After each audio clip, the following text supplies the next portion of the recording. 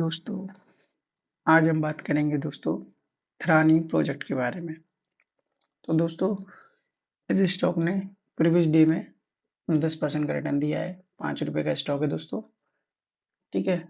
और बहुत ही risky company है। मार्केट कैप 11 करोड़ का है ओनली। पी 15 का है, आरओई 3 का है। तो बहुत ही रिस्की कंपनी है दोस्तों। ये कंपनियां ऐसी होती हैं जो आपके पैसे को जीरो कभी भी कर सकती हैं।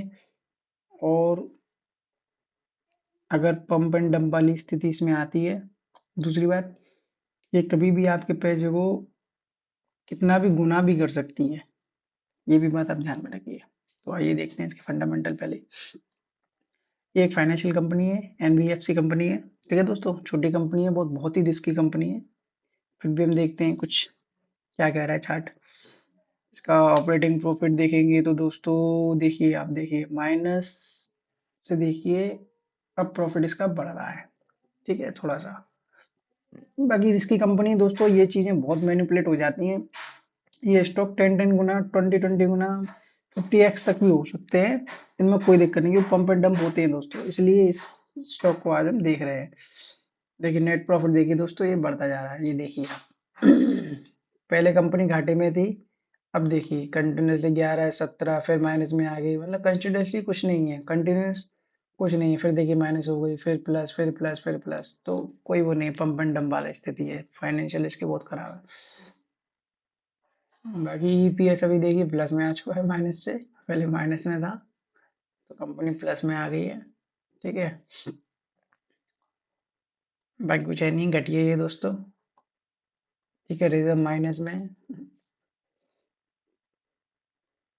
और इसमें दोस्तों देखने को कुछ है नहीं। प्रमोटर होल्डिंग देख लेते हैं हम।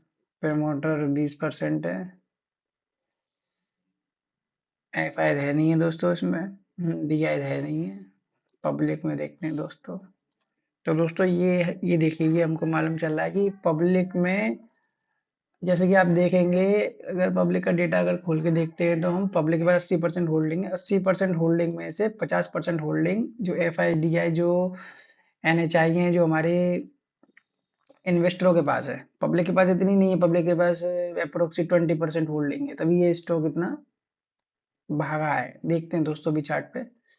तो ये आप देखिए, ये चीज देखने की होती है दोस्तों। ठीक है ना। पब्लिक में कौन है? पब्लिक में ये देखिए, Morepen plus merchant private limited. ये देखिए सारे बाहर के फॉरेनर घुसे हुए हैं, क्योंकि वो डायरेक्ट एंट्री नहीं कर सकते ना इसमें। तो ये पीछे से एंट्री कर रहे हैं। देखिए अब मार्च में कितनी होल्डिंग आई है। ठीक है ना, तो कुछ है इसमें, इसीलिए तभी ये कंपनी ने पंप एंड डंप होती है दोस्तों। तो देखते हैं दोस्तों इसका चार्ट क्या कह रहा है। तो जैसे कि दोस्तों देखिए, ज्यादा टाइम न लेते हुए, ये चार्ट मैंने लगा रखा है इसका। मंथली पे दोस्तों आए हैं, तो 3 साल बाद दोस्तों ब्रेकआउट दिया है फाइनली, कंफर्मेशन के साइड। ये देखिए, मैं ट्रेड लाइन ड्रॉ कर देता हूँ दोस्तों आपके लिए। एक हडल ये था दोस्तों, इसको भी क्रॉस कर चुका है फाइनली। ठीक है, इसको भी एक क्रॉस कर चुका है। अब ये इससे नीचे नहीं आना चाहिए दोस्तों, बस। दूसरी बात दोस्तों, अब देखिए पंप एंड डंप कैसे होती है। देखिए दोस्तों, आईपीओ खुला 44 पैसे, कहाँ लिस्ट हुआ दोस्तों? लिस्टिंग देखिए दोस्तों उसकी,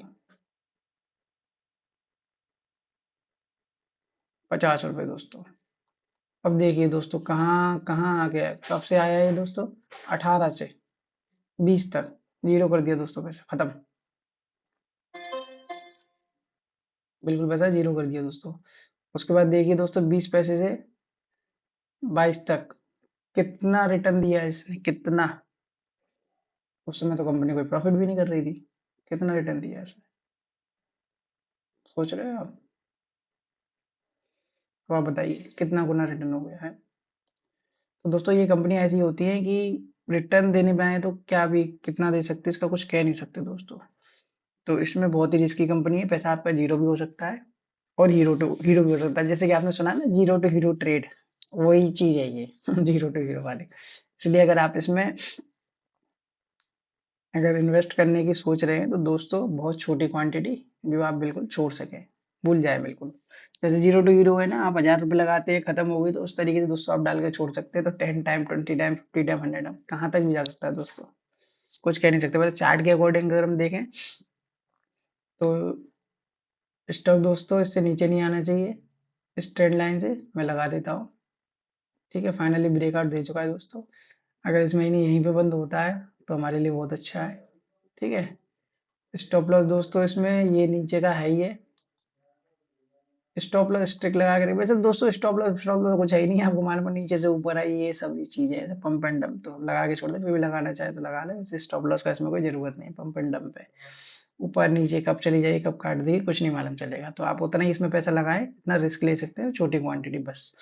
बाकी चार्ट क्या कह रहे हैं, मैं तो चार्ट को एनालिसिस आपके सामने ला रहा हूँ कि आप कहते हैं कि स्टॉक बताइए, कोई छोटा स्टॉक बताइए, कोई मल्टी वगैरह स्टॉक, तो दोस्तों मेरे को एक फाइंड आउट हुआ, तो मैंने सोचा आपसे शेयर करूं। तो देखिए दोस्तों, एक फ्लैग पैटर्न बना रहा है, फ्लैग पैटर्न बना के दोस्तों ब्रेकआउट दे रहा है, फाइनली 3 साल का ब्रेकआउट है। वीकली पे जाते हैं हम, वीकली पे भी देखिए बहुत अच्छे कंसोलिडेशन के बाद दोस्तों निकल रहा है, ये तो दोस्तों अपर सर्किट के बाद निकला है, पर ये फाइनली दोस्तों निकला है बिल्कुल गजब। मतलब इसको हम बोलते हैं टाइट रेंज, बिल्कुल मतलब यहाँ पे कुछ है मामला। ठीक है दोस्तों, तो अब दोस्तों अगर यहाँ से अगर हम रिटर्न लगाते हैं इसके, वैसे तो दोस्तों इस कंपनी का कुछ कह नहीं सकता कि 10 टाइम 20 टाइम भी हो सकती है दोस्तों। अब आपने नीचे से देखा ना 25 पैसे से कहाँ हो गई, 5 रुपए पर खड़ी है कंपनी। तो दोस्तों आप समझ लीजिए मल्टी बैगर बन सकती है कंपनी। ठीक है, तो एनबीएफसी है वैसे भी, तो छोटी बैंक है, बहुत रिस्क की है। तो दोस्तों अगर हम इसका लगाते हैं यहाँ से तो अब मैं आपको दोस्तों मल्टी बैगर में दोस्तों आप क्या समझते हो, डबल 10 गुना 10 गुना, वैसे वैसे आपको बताऊं दोस्तों, ये 5 रुपए पे है। ठीक है, तो आप इसको मेरे हिसाब से डबल तो लेके ही चलिए दोस्तों, बिल्कुल, बिल्कुल डबल तो इसको आप लेके चलिए, मैं कम से कम बता रहा हूँ आपको, क्योंकि अब ये एनएफसी जब ये से ब्रेकआउट से निकल रही है कंफर्मेशन, दोस्तों पता नहीं कहाँ जाके रुकेगा, मुझे तो मालूम नहीं चल रहा दोस्तों ये।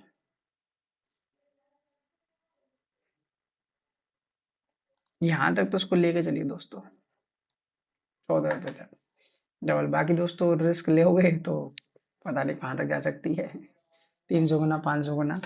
तो वैसे दोस्तों डबल तक का मेरे हिसाब से इसमें पोटेंशियल बन रहा है। रीजन यही है दोस्तों, काफी काफी टाइम के बाद कंसोलिडेशन के बाद दोस्तों निकल रहा है चार्ट, जो कि चार्ट एक बोलता है, फंडामेंटल तो दोस्तों बेकार है, पर चार्ट जो बोलता है वो चीज मैं आपको बता रहा हूँ। फाइनली निकल रहा है ये स्टॉक, तो ये इससे नीचे नहीं आना चाहिए। ठीक है ना, मैं आपको पहले बता दे रहा हूँ, इस कैंडल को इससे नीचे नहीं आना चाहिए इस मंथ में, तो कंफर्मेशन है दोस्तों। ठीक है, और इसको आप देख सकते हैं। ठीक है दोस्तों, धन्यवाद।